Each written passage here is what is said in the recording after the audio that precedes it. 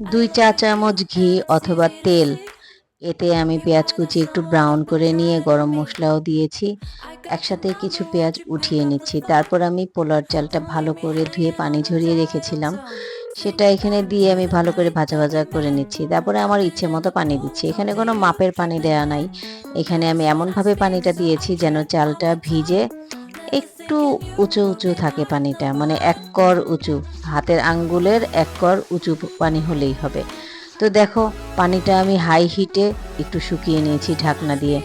তো পানি যখন একদম শুকনো হয়ে যাবে তখন আমি হাঁড়িটাকে তাওয়ার উপরে বসিয়ে দিয়ে দমে বসায় রাখবো, আর ঢাকনা খুলবো না। তারপরে অনেকক্ষণ পর আমি ঢাকনা উঠায় দেখলাম, ওয়াও, আমার পোলাও তো কমপ্লিট। এভাবেই আমি পোলাও রান্না করি চটজলদি।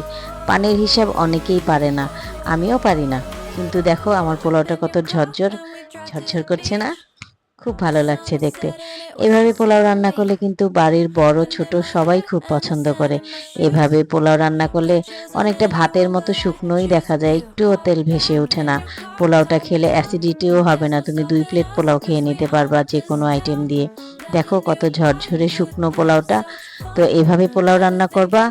আর পোলাও যদি চাল চাল থেকে যায়, আবার একটু গরম পানি ছিটিয়ে নিলেই হয়। এত চিন্তার দরকার নাই, অনেক সোজা।